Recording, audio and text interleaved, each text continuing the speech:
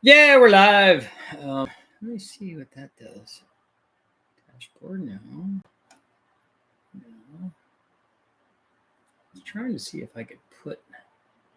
No, I could probably only do that if I do that ahead of time or something. But talking to myself about the green screen, I want to put something up there. Maybe I could do that after the video has already been posted. But I'll take a look at that.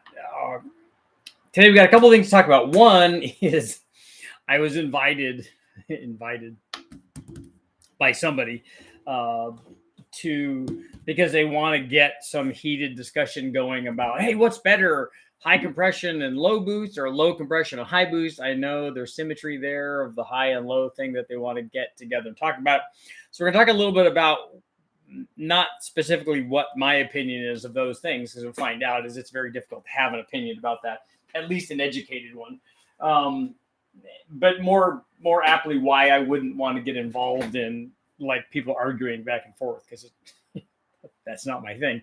The other thing is, the first thing we'll talk about is the dyno video and drag race video is up on the Omni GLHS. That's right. It's not just a trailered show car. It actually does stuff, and like always happens in the real world, everything doesn't go smoothly. We saw that in the drag race. In addition to me missing fourth gear on a couple of the runs, actually, the shifter was still not better than it was before when I drove it, but I let Ben drive it, and he said, yeah, there's still something going on there. But besides that, the real issue with that, when we were at the drag strip, because we rolled it off the trailer and it goes out and does 1530 at like 87 and change. I'm thinking, okay, great. I didn't get fourth gear. So if I have all my gears, good things can happen. And then I think I ran 3 or 4 more runs, and on every subsequent run, the the ET got worse, and the mile an hour, more importantly, went down. Because I don't care so much about the ET, because I could have slipped the clutch and got the thing to bite earlier, and I could have done some things to make the ET better. I was more concerned really about what was going on with the mile an hour, because the mile an hour is the thing that I correlate with how much power it makes. But every time it started getting slower and slower and slower, and it got down to where it dropped a lot. And I thought for certain that if the first run was a 1530, this car is easily going to go in the 14s, and it's going to be, above 90, 92 or 3 or whatever, if I'm actually able to get a good launch and get fourth gear after checking the tire pressures and doing things. But like I said, it went downhill each time. So my initial thought was, this motor's going away, because something that happened that only you guys get to hear about, the people in the live feed here. One of the things that happened that I didn't cover in the video is that the panel filter, and I don't remember how, I think we put that in there new. I think I got a new one when we first put this motor together. But it was soaked with oil, so much so that I think that it probably was very restrictive. And so we were thinking that's probably what it is. That's probably it. It's probably the filter is clogged, and because we're running the whole stock airbox and stuff, and we thought that was it. But that turned out to be not it. And not only that, it made me concerned that there was so much oil coming from the PCV that what's going on with this motor. So, like, we never saw any, never. On one of the runs, I did see smoke. On none of the other runs, and subsequently after that, on none of the chassis dyno runs, we never saw any smoke. What I think was happening, and this is speculation, Ben and I were talking about it, I think we oversped the turbo, because I think the tube blew off, the discharge tube between the intercooler and the throttle body going through the tube where the airbox is, blew off, or it came off, because it wasn't secured very well. And that came off. And I think what happened is the turbo oversped or was overspeeding, trying to keep up with that boost leak. Because what happens is, if you have it sealed enough to have some pressure, and you want it to make 10 pounds or 11 pounds, and you have a leak, the turbo keeps spinning faster and faster. That's like our boost regulator deal. It keeps spinning faster and faster. And I think we were worried that we damaged the turbo, and that was the oil coming through the turbo and then out the exhaust. It didn't ever happen again, but there was oil coming from the PCV system. So we thought, well, does this thing, because you saw, or most of you will have seen, if you haven't, you can take a look back and see when we built this motor, this stock motor, when we put this thing together, it was essentially a used motor anyway. And then we put extra ring gap in it and ball honed it, like you do in a Super Ritchie razor blade rebuild, and put it all together. And in the initial dyno testing, when Ben was doing it over at another dyno with the Pontiac guys who I got to meet on this trip, which was very, very awesome. They do very cool stuff, including having aluminum Ram Air 5 head. So I'm going to talk to them about maybe doing some Pontiac stuff, because they're Pontiac guys, which I thought was awesome. But he ran it on their chassis dyno, and the thing made around 140 or so at the tire, which is kind of exactly where we thought it should be. But it lost the head gasket, and it lost the head gasket because and by we, I mean me, I guess, didn't go back through and retorque the head studs, the ARP head studs I put in it. And with that particular factory style gasket, Mopar Performance gasket, I think is what we use, or Felpro, we didn't go back and heat cycle the thing and then retorque the head studs. I've never done that on the LS stuff with an MLS head gasket, and I never do that with those MLS head gaskets. But with this gasket, apparently it's necessary. We did it this time, and everything worked out great. But I was wondering if the thing, had a bunch of blow by in it, because the rings were not seated, it was tired, whatever. If we look at what's going on the chassis dyno results, that doesn't seem to be the case. And we had no smoke coming out the exhaust. In fact, there's no smoke coming out anywhere during any of the chassis dyno testing. So, but I will keep an eye on that and see what's going on with the oil. Most of the Turbo Omni guys, I'm not going to do this, obviously, until it will stay stock with all the fittings and stuff. But a lot of the Turbo Omni guys will run, a breather element catch can the way that I would do it, the way that I do it on the engine dyno too. We just have it vented to atmosphere or to a catch can, and then we could even have it drain back in. So that's something we'll keep an eye on. The other thing you guys should have noticed, and I pointed out in the video, and that's that I got something on me here. Flipping that. Was the fact that we had higher than stock boost level. The boost level is supposed to be 9 to 11 pounds. Like, supposed to go to 11 pounds, 11, 12. People can argue about that. That's within the range of most boost gauges, or the repeatability of a boost gauge, or the difference between different styles of boost gauges. So it's supposed to go allow that for 10 seconds. And then after 10 seconds of, boost, then it will cut that back down to 9 pounds. And then it does that on the computer controlled wastegated later T1s too, but at a lower level. And then for every 10 seconds if you drive 10 seconds out of boost, then it will give that back to you and keep doing that. Well, on the engine or on the chassis dyno, we saw, according to the boost gauge on that dyno, we saw 14 pounds on the stock computer, and we saw 16 pounds on the stage 2. The cool thing that I liked about this dyno testing, and again, thanks to James from Short Tuning, was that we were able to actually get data logging on stuff. So we know what the boost was. We know what the air fuel curve was. We obviously knew what the change in power was. So it's good stuff. And this thing sounded, when we put the stage 2 in, the boost came in a lot earlier. I'm told, I think Brian posted a comment on telling me what the differences are. The stage 2 does have more timing. The boost comes on earlier. It allows higher boost and stuff. And so it did sound like that. It did sound angry. So we did see that difference, which is good. So it's a good initial first test. There is some speculation that maybe the stock exhaust is holding things back, which we kind of suspected given how much we filled up the opening in the exhaust with our tailpipe sniffer.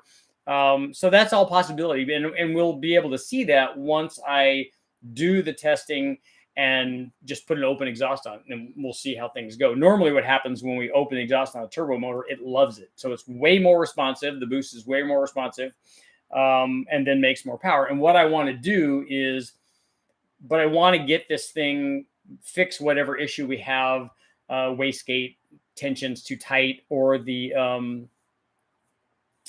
maybe a crack in one of the reference lines going to wastegate or something. I want to fix that so that it's doing what it's supposed to do, and I can run it, time after time in stock level, have the thing be repeatable. I do like, if you take a look at the air fuel curves provided by both the factory ECU, even with a slightly higher boost, the factory ECU and the stage 2, the airfield curves were very nice and safe, which I like.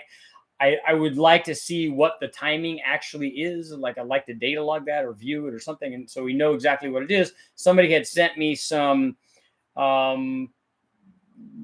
basic program or maps, but these are for a later SMEC computer, I think. These are for like an 89 or 90 or something.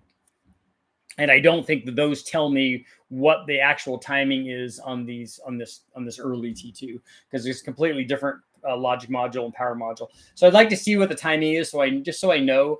I mean, we'll have an idea. If I add 2 degrees and it makes more power, you go, oh yeah, well, it likes wherever that was, and then wherever we went to, it likes that. And as long as we have enough octane, we can keep trying that.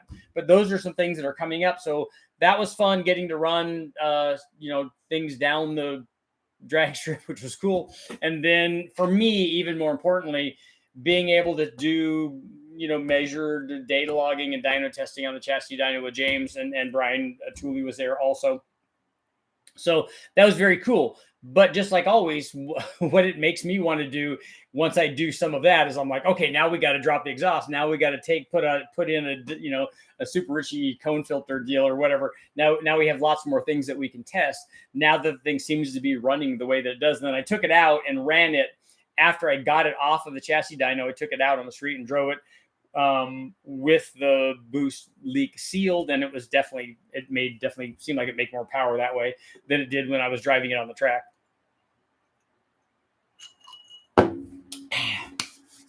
Frosty cold beverage.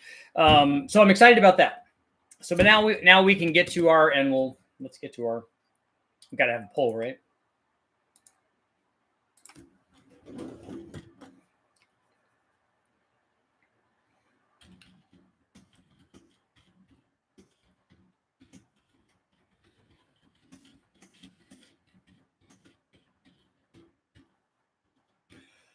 Okay, was the 14 PSI registered on the dyno with the stock computer?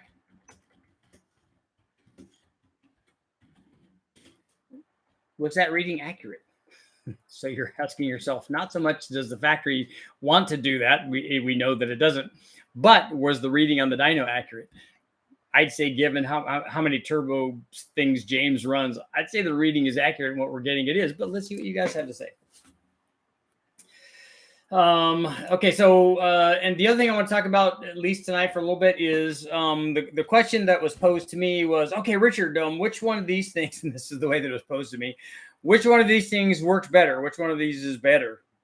Right off the bat, we have a problem.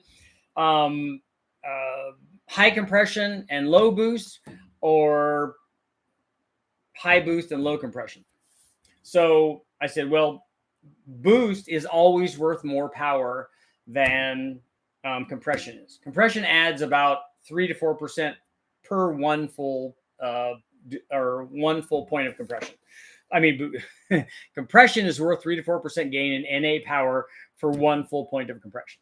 So you can see what that is. So if you go from 9 to 1 to 10 to 1 on a 300 horsepower motor, let's say that you gain 12 horsepower. Let's say you got all of the 4% of the 300 horsepower. Usually it's between 3 and 4%. So somewhere in the 10 to 12 horsepower range. If you add 1 pound of boost on a 300 horsepower motor, how much are you going to get? Well, I think that's about 20 horsepower if my mental math is correct. Yeah, 20.4 horsepower. So 1 pound of boost, even on a 300 horsepower motor, which, let's face it, if you have an LS, and that's what this question was about, so it's specifically about an LS. If you have an LS, everything is going to be more like 400 horsepower. So the difference is going to be even greater when we do that. But that's not the question, because then, and I said, well, boost, I would pick boost and low compression if I was doing it, because I know that I could get more power from boost than you can from compression. You can't keep going up in compression, and you can keep going up in boost for a long ways. But here is the issue with it. One, he wanted me to go on to Sloppy Mechanics or somewhere and then put in why I thought that was the case, and then get in an argument with all those people. I'm like, dude, hard pass on that. I'm not interested in in getting in a heated discussion about everybody speculating about what's going to happen. So I'd rather test it, because that's the way I'm about everything. But here's the problem with that. It's not just that, hey, none of these guys have ever run a back-to-back test on this. And I'll tell you why they haven't. I know it's a broad statement, but here's the problem with trying to test something like that. So we don't know. Nobody has any idea. And the only person that would have the idea is the person that posed the question. And I doubt that they would even know, like, what is your definition of high compression? Like, what is that? Is that 15 to 1? Is it 11 to 1? Is it 9 to 1? What is your definition? What is the high compression number? And then what is the low boost number? Is it 4 pounds? Is it 3? Is it 7? What is it? Same thing with the high boost thing. What is the high boost number? What is that? And then what is the low compression? Is the low compression 5 to 1, 6 to 1, 8 to 1? What are those numbers? And so you can see right off the bat, we have 4 like dramatically random variables that could vary all over the board, because each one of those choices is wholly subjective. There's no absolute for any of those.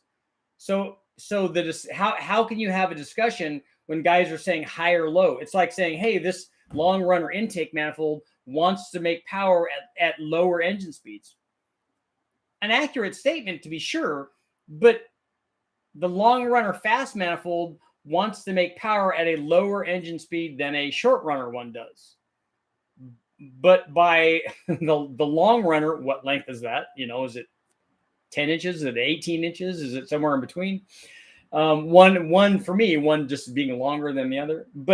And then the same thing with RPM. What is lower RPM? In this case, if on a 4.8 or 5.3 or even a 6.0, it's 7,000 and below, like in the range that 99% of the LS motors would actually be running.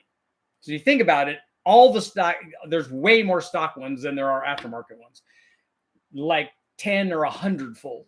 So, when I make statements like that, like most of these motors run at an RPM range that's less than 7,000. The guy that chimes in is a drag race car. Oh, no way. All my friends run 7,500, 8,000, 8,500, whatever. Yeah, I'm like, you and 7 or 8 of your friends, assuming that he even has, not that he doesn't have that many friends, but does he have 7 or 8 people that actually run at 8,000 RPM or above? If he does, just look at the registration of truck owners in the United States, and you'll see that there's literally millions of them that are all running less than 5,500 RPM. So again, the thing is, it's wholly subjective. And the only way to get on there and discuss that is if you actually put values in there. So now you're and then after that, I'm like, okay, no, I'm kind of not interested in that. I'm not interested in getting on and doing speculation and arguments, because that's like saying, hey, what's better, Aliens or Aliens 2? Actually, for me, it's Aliens 2. And Aliens was a great movie. I went to see it, and I thought it was fantastic. But I like the Marines. I like Vasquez. I like Hudson. I like Hicks. That's my thing. But could totally see why somebody likes the first one. And it's the same thing here. Which one, what are those numbers? And so guys want to argue about that. And I'm like, okay, if we could test, what numbers are we picking? So what are they? Is it 8 to 1 and 20 pounds, and then 13 to 1 and 7 pounds? And, it depends on which ones you're picking, which would be better. And then, we could narrow that down a little bit by what you could get away with on pump gas. But if we get to, adjust the timing to whatever we want, I feel pretty confident that low compression and boost are going to make more power than higher compression and less boost on a given octane rating.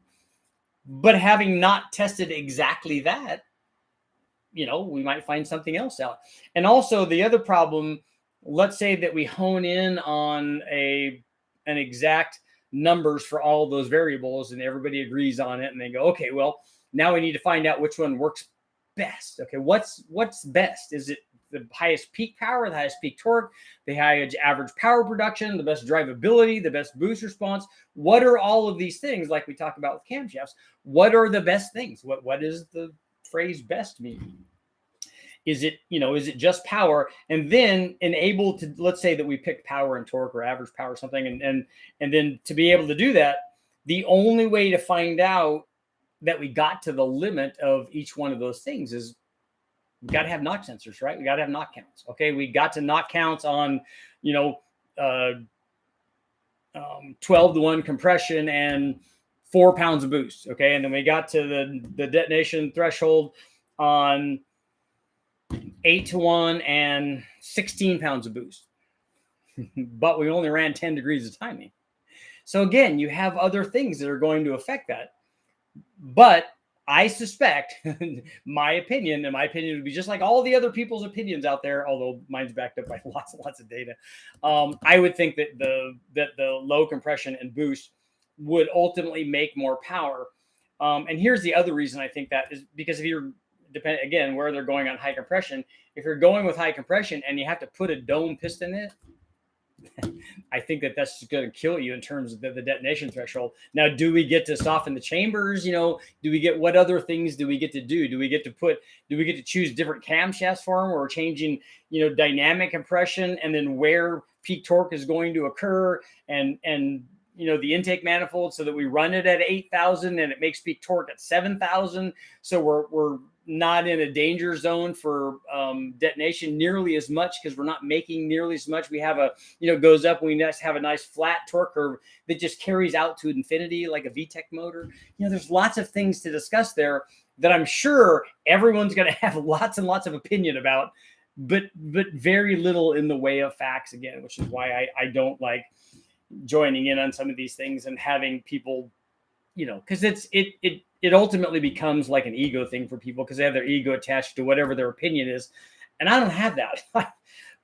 I would love to have discussions. Like I love having discussions with guys that are like-minded, and not just that they share my idea, but they share the philosophy that, hey, let's talk about data that's not attached to like, your ego, your attitude, all that stuff. Because there's no reason to get all that stuff elevated when you're just having a conversation about, especially dyno results, because, that's pretty cool stuff.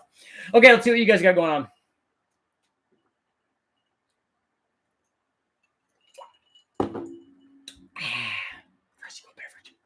Let's go back. Let's go back and see what's what. You should put an old NHRA live stream up. Oh, on the green screen. Yep. I bought an L92 because of you. That's a good motor. Both my cars run good right now, and I'm scared. Uh-oh, fingers crossed. Yeah, cable shift is not good. Low compression, high boost lends itself better for street driving with less heat. I don't know what heat are you talking about? Are you talking about charge temperature? Or are you talking about EGT? Or like, what are you talking about?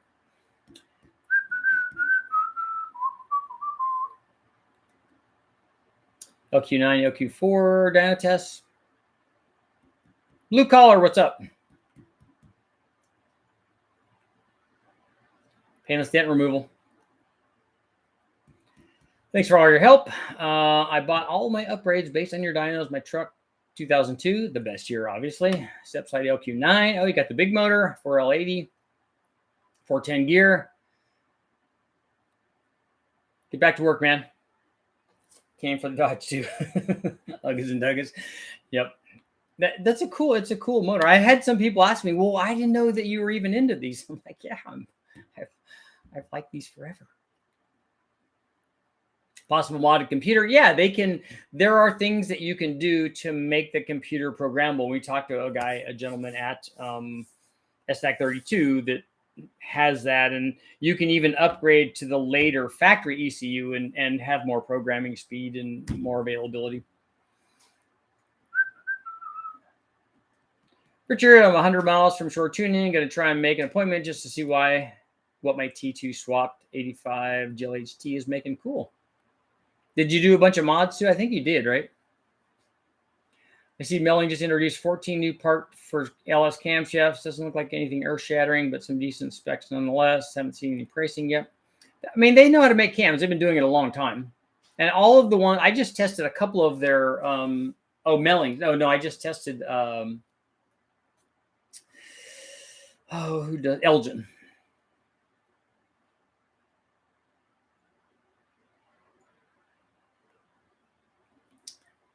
Just ran my NA46 Mustang the other day, 1230 at 114. Nice. 2.160 foot time.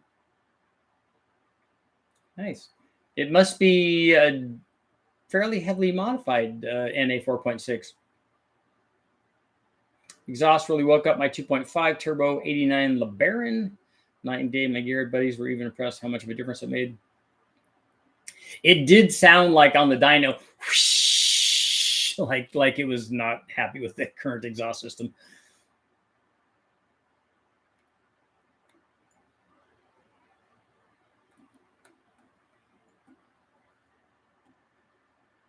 Eric, who's Ashley and Lori?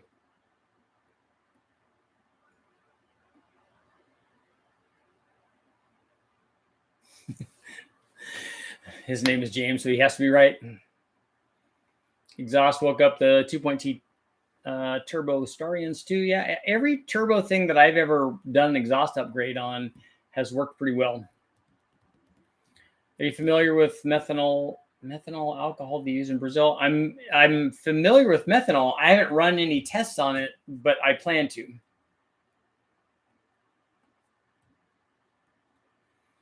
Dan, with methanol, you definitely can add the detonation threshold changes dramatically with E85, and then even more so with methanol.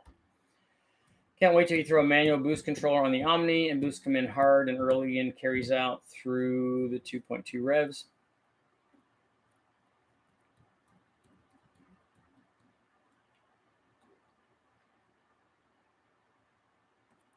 High compression with the cam makes for better sounding idle. Yeah, if you're talking about changing the cam in one and not the other, but compression does make it sound snappier.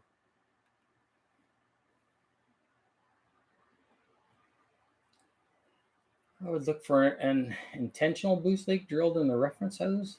My dad had a Daytona Z in 85 and worked for Dodge. The engineers that worked there encouraged everybody up to 14 pounds. An intentional one drilled in the reference hose. Above 10 to 1 is high, and below that, in my opinion, yeah, again, that's certainly a personal thing.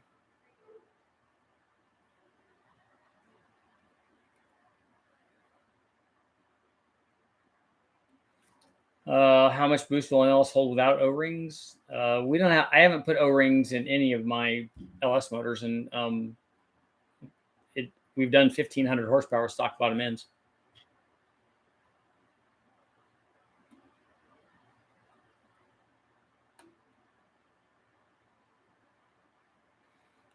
Well, funny bike, at 14 pounds at least indicated when we were running on the chassis dyno, the airfield curve was perfect. I'm assuming, don't know until we data log it, but I'm assuming the timing was good. We ran it on pump gas, so it didn't have anything special.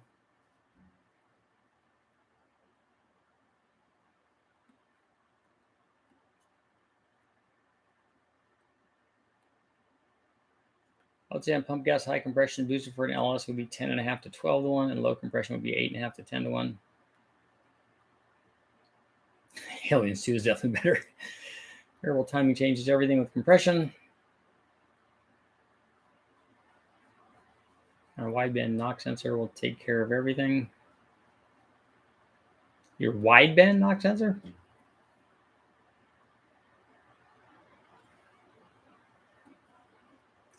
Grand Nationals were low compression. They ran strong at low RPM. The compression wasn't the reason that they ran strong at low RPM, but they were good. If you size the turbo right, and they had the whole motor ran at low RPM. It was designed to run there. It had small ports. It had a very mild cam. It had a turbo that was pretty responsive. Let's see.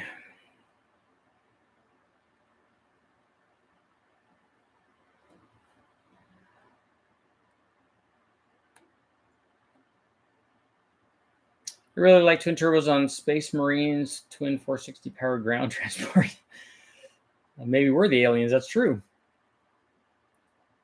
Munching on a Popeye's chicken sandwich. Those are good. More Chevy small block. I have lots of small block Chevy videos up. Overall engine running temperature was what I was referencing. Sitting in traffic with 8.5 to 1 is cooler than 12 to 1. Top fuel runs 6.5 to 1 in the neighborhood of 75 pounds of boost and makes 10,000 horsepower.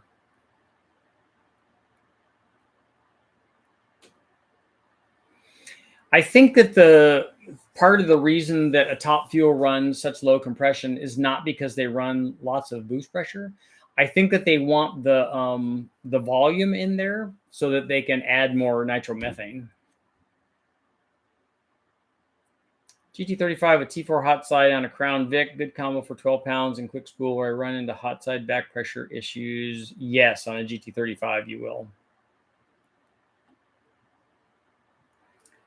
167 horsepower wheel horsepower sounds about right on a 2.2 for 14 pounds. I agree. If you're looking at these things, and like we look at the difference between the 15-pound run, which is where the peak was on the stage 2, and the 14-pound run, you're looking at about 10 or 11 horsepower, which is right about right for a stock motor. So, and then given the fact that the other testing yielded 138 horsepower at the tire on a different dyno, but at stock boost level.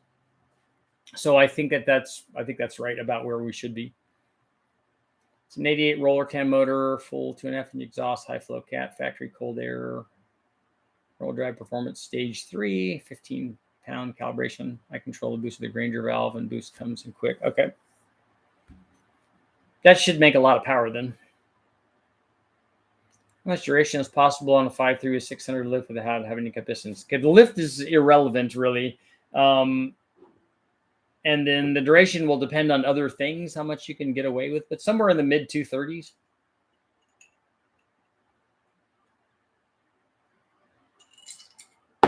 That ice gets in the way. Recal, what's up? Doberman. I have a ProCharge C7. Can you recommend a tuning school resources to become more educated in Gen 5 tuning? Talk to James Short at Short Tuning.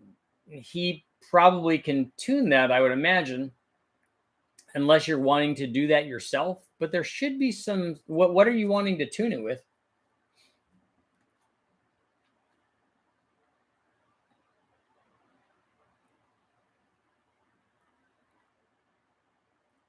Time to push it at 42 pounds. I had an 87 Shelby Z Turbo 2 computer, 15 pounds, an HKS front mount, 86 and 92 from a Supra, ran 1390s. Nice. Granger valve on my 87. The 2.5 that was originally in this motor that we took out that was hurt had a Granger valve on.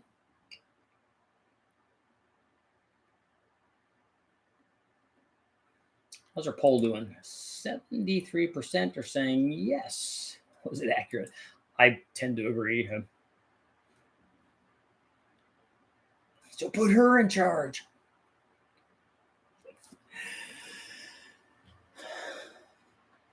Dog me.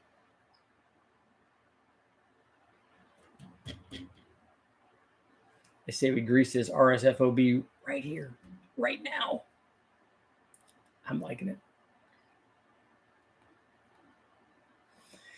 Good stuff. CSXT was running 30 PSI, 50 trim turbo, 63 hot side with a stage 3 wheel. Only got my disc brake front hub built for my motorcycle. All I gotta do now is lace up the spokes. That's probably fairly time consuming, isn't it? I haven't done spokes in a long time, since back in the bicycle days. Schwinns, straight ups, 2-speed kickback, banana seat, sissy bar, cheetah slick. That's all OG stuff. Will you be doing dyno comparison with the Omni in regards to measurable differences between intakes, exhaust, and cams? Yes, we'll be doing that. We'll be doing that on the engine dyno. There are some things I can do on the chassis dyno, but I'm not going to. Well, I could switch cams probably on the chassis dyno, but probably not turbos. But we'll be doing that a lot of that on the engine dyno because it's so much easier to access stuff. I'd like to be able to tune my own vehicle instead of relying on others.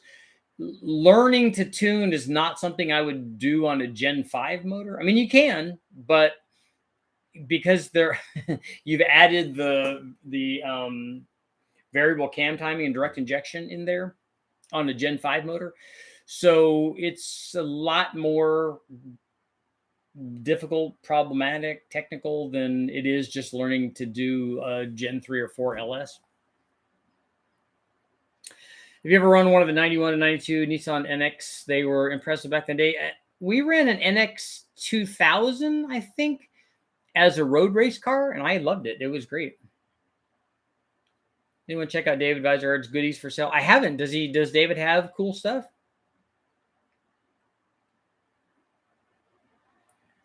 I'm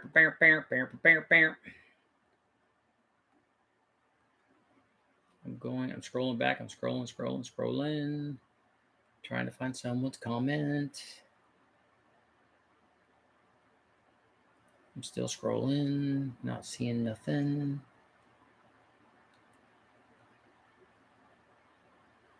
Still going back. And yet I'm not seeing it.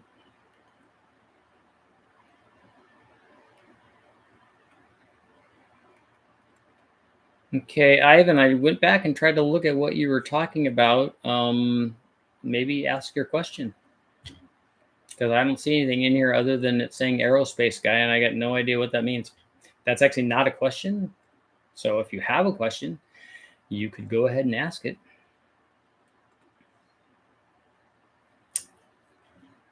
Turbo Z was fun. To Brian, the car hauler, will you upgrade the turbo on the Omni at some point? If so, what size? We'll be doing upgraded turbos on the engine dyno on both the 2.2 and the 2.5. So we'll show what they do. And the ones that will be running on there will be a GT 3076 and a GT 3582 eventually. And then we have a GT 45 if we want to do that, but I don't think that would be a good one.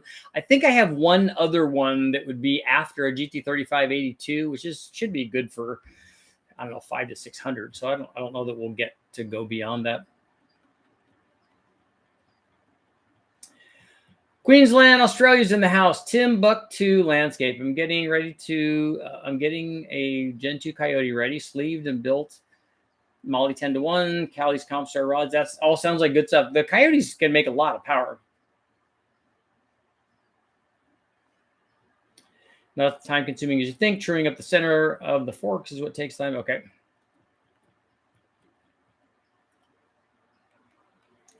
Turbo doesn't do much unless you make the head breathe on these. Horsepower guess on a 6.2 LS flat top 223 cam, 1.6 rockers or 1.8 rockers, ported heads. Is it a ported LS3 head? 11-to-1 compression, no accessories, ported LS3 intake manifold. A 223 cam. I'm trying to think when we ran I think we run something like that. I'm pretty sure.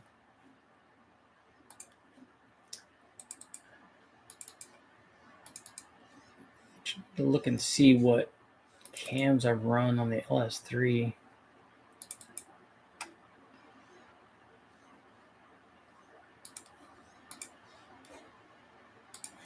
I'm going to look at a stock LS3 and see where we are, because we ran a lot of cams on those.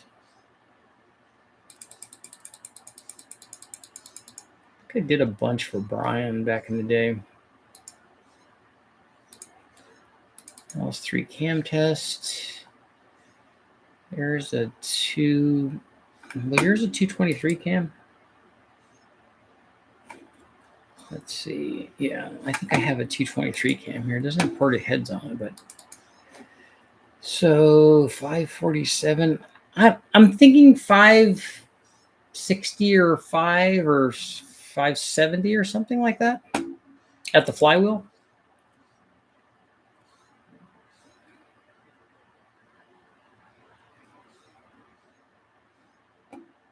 Yeah, Ivan, I didn't see. All I saw was the one that said whatever aerospace guy. Super 60 does all the boosts will come from a 7685. Okay. Super 60 does pretty well on those cars. Would be a good size up from the stock T2. Yeah, I've seen good things with the Super 60. I think the guys at the car farm were trying to get a hold of one so that we could run that Super 60 upgrade and just do a test on one. But, again,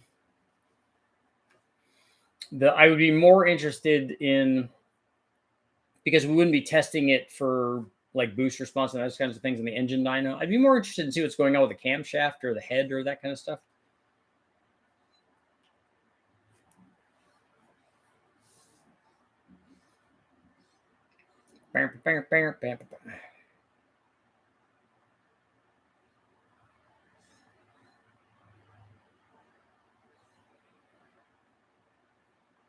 Matthew, if I was doing it, I'd put a GT45 on a 4.6 rather than a GT35. I think a GT35 is too small for that V8. Still at 73%. 73% Tavos. So has everybody here watched the video that I put up today? Have you? If you have, click the like button. Click the like, share, subscribe, ring the bell button. See, somebody just clicked it. That's one person. That's one person that was listening. I know at least one person was listening to the chat.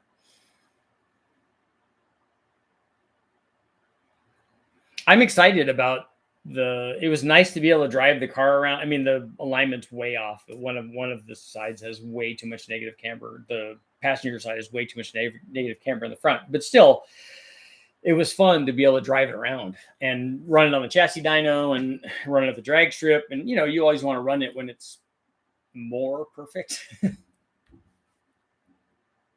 Yeah, it is free. Hit the like button. But the simple fact that we were able to make lots of like 6 passes and then make a bunch of passes on the chassis dyno with James and then take it out and drive it on the road and mash it, you know, a few times was awesome. It shows me that I'll be able to do that, and which is good. Now I just need to be able to do that with the right alignment setting and air conditioning.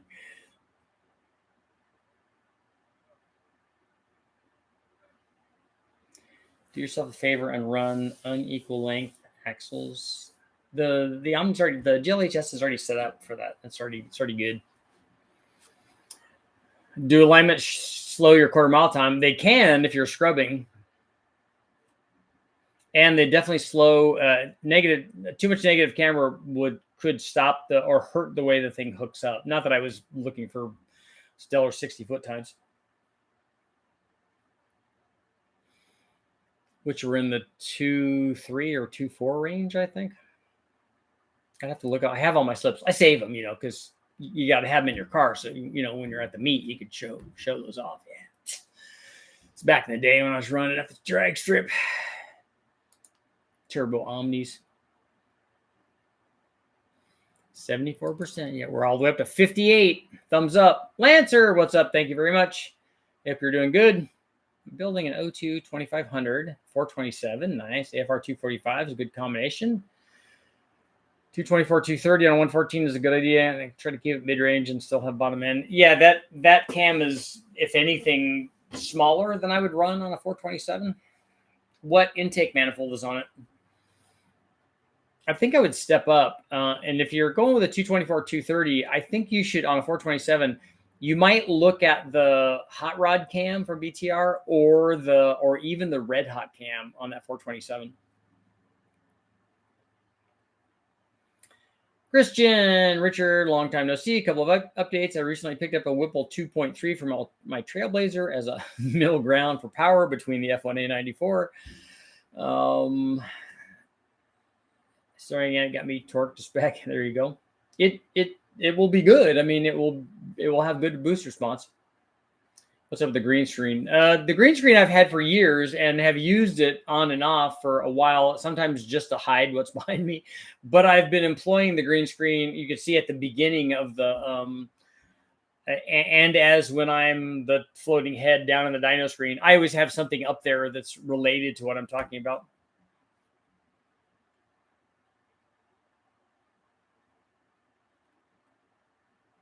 Remember the story that Pintos ran faster backwards? I don't know how they would be able to measure that since reverse is so low. I'm scrolling. Ivan, did you ever come up with your your question.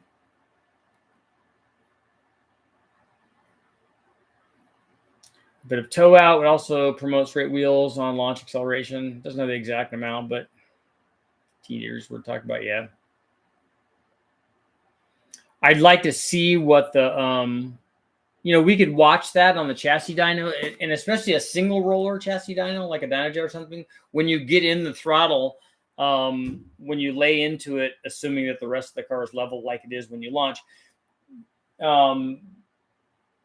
I would like to see, you can actually, because we watched this on the Honda, you could see both what the engine is doing, how much movement is happening there, and then what the tires are doing. Are they moving out under acceleration? Are they moving in under acceleration? What's the toe curve look like? Lancer, you don't have to keep throwing money out there. Just ask your question, man. I will answer whatever you have. I'm running the Trailblazer SS manifold. I wonder how big I can go with those cubes on a 2400 stall, a 2800 stall. That's on a 427, a 2800 stall is more than enough to even put a. I think the hot rod cam is only a 221, but it's going to be a really powerful 221 or 217, I think. And then think that the red hot cam is a 221. So those are pretty good cams, despite the fact that they have what might appear to be a low stall. Ivan, you're on punishment from YouTube. Is that what your deal is? I mean, why am I seeing those videos, or why am I seeing those statements and then not others? Turbo 212 Boss 302, 5-liter, 11-to-1. What boost level will it start to detonate on 93? I don't know. There's no way to answer that because it's not going to be a boost level. It's going to be a boost and cam timing and ignition timing and inlet air temp. And did you do anything to the chambers? There's a lot of other questions. So there's no way for anybody to, somebody could take a guess at that, but it's going to be more related to ignition timing too.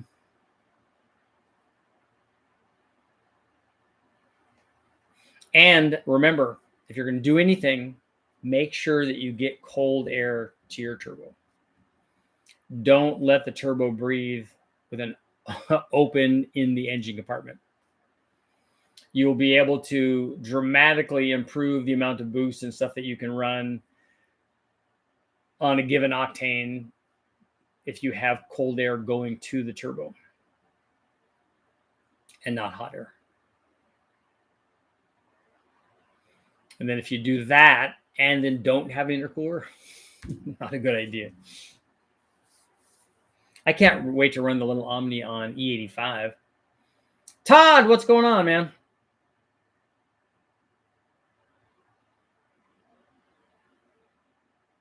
I don't know which way to vote. Just close your eyes and guess, man.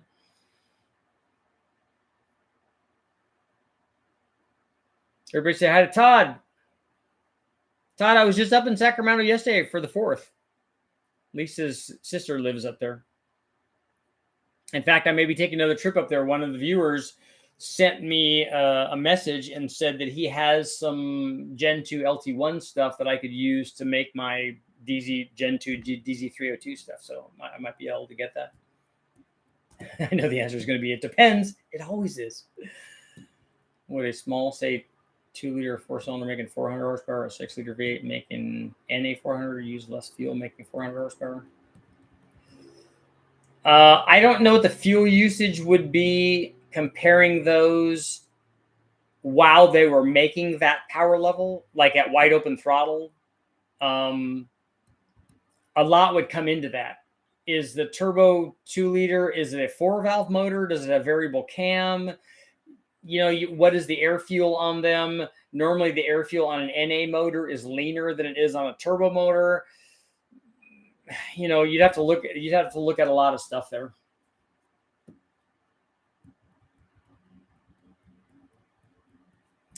I'm keeping it 10-to-1. I'm kind of curious how it will act compared to the 408 you tested since it has a bigger bore.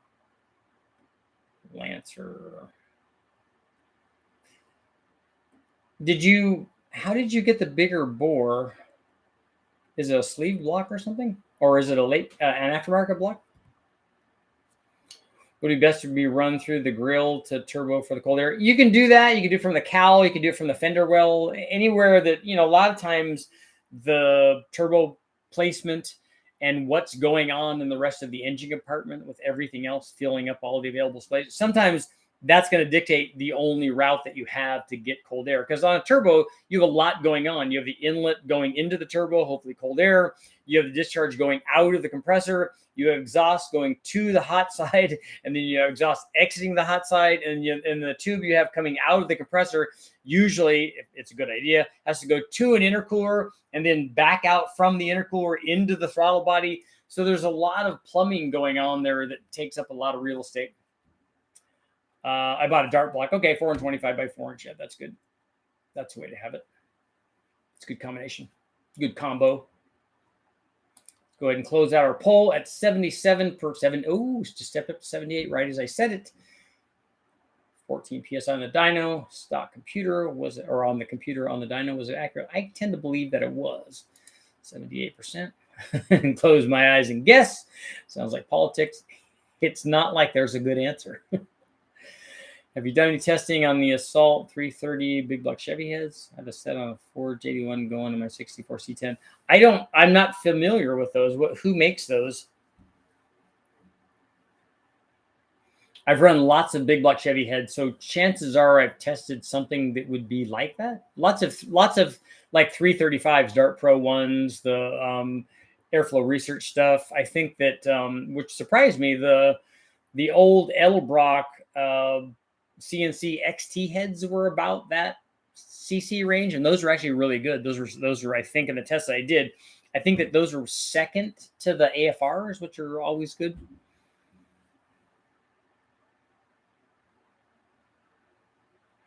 I'm excited about getting the Omni back, just driving it around.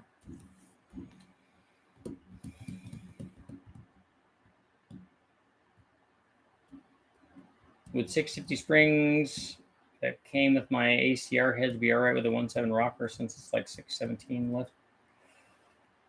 Is it Lancer? Is this the LS still? Yeah. Oh yeah. Yeah, that a 650 lift spring would be okay for 617. Do they have a 625 lift or something that might be a little bit closer? But a 650 lift 650 spring will work. You could even shim that a little bit.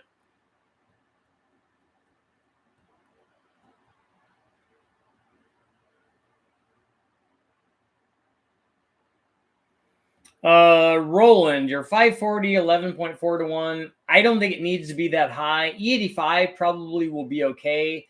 No room for an intercooler. You're blowing through a carburetor and you have E85. You can get away with a lot from there. 20 on the top ring gap, in my opinion, on a bore that big is not nearly enough. I would want to have more ring gap on it. I wouldn't worry about lowering the compression though. If you're taking it apart to put ring gap in it, the problem is if you're going to put a different piston in it, like a 9 to 1 or a 10 to 1, you might be able to do that with a head gasket. I don't think you're going to want to change your heads. And you're going to change the piston, then you got to rebalance everything. I think you could get away with maybe a little bit thicker head gasket, but I would definitely put ring gap in it. KMJ Performance makes the Assault heads. Okay. Or run water meth. You can try that. You're going to get away with a lot on E85 as a blow through.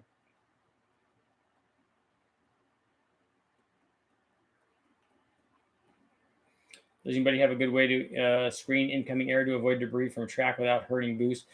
Yeah, with the right filter on it, you won't hurt boost. On our setup for Bonneville, we saw a 0 boost loss on our inlet system. Am I the only one here that throws a significant portion of my income at stuff that blows up shortly thereafter? So you're just shoveling it into a hole. Sounds like a boat.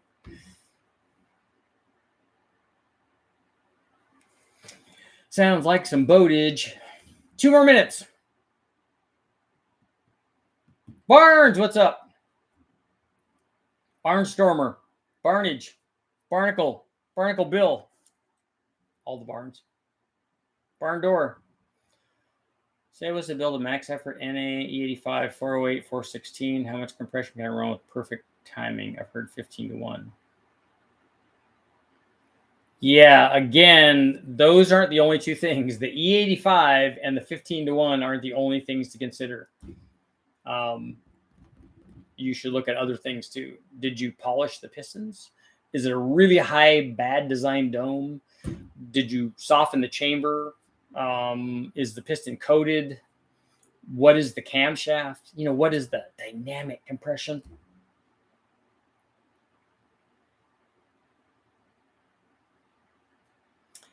If you ever need to really clear your head, try a dose of Narcan while not under the influence. I don't know what that is.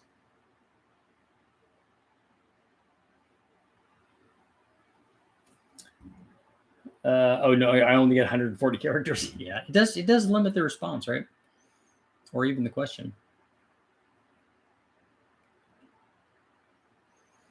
Can you on a 416 or a 408? Can you get to 15-1 without just making a gigantic, ridiculous, inefficient dome?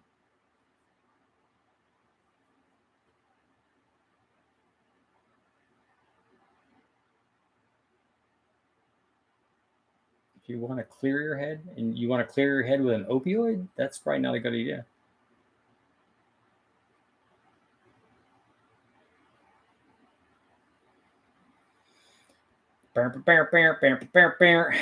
Two more minutes. Did I already say that? Was it already 2 minutes? 2 minutes ago? 7:52. Everyone go watch the video that I just posted today on Dodge Omni GLHS drag race. Wah, wah, wah. Wah, dang it, missed the shift. And chassis dyno. Chassis dyno.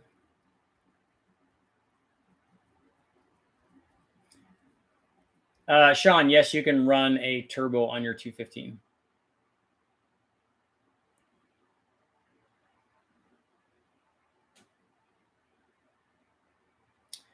Look at Scott Hatch's 472. I worked with Scott out when I was out at Cadco. He's done a lot of Cadillac stuff. He's a cool guy. Really like the advanced stock cam and Z28 valve spring upgrade. Yeah, you got to make stuff work, right? One fill crack 600 horsepower. Your 408 got with a 224 cam. I don't think. I thought that the 408 that I did with the AFR heads on it, is that the one you're talking about? That made 625, but not with a 224 cam. The cam was much bigger than that.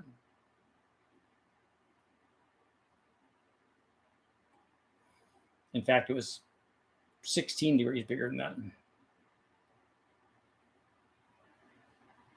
An L7, how do you make them not drop valves?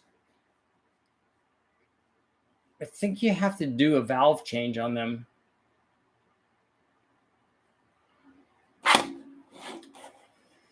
Uh, 600 horsepower 6.2 you'd have to spend money on that too, because it would be heads, cam, and intake manifold to make that work. Oh, 586 with a 224 cam. Looking for high compression 408 shooting for 600 wheel torque out of a 408. 600 foot-pounds at the tire? Oh.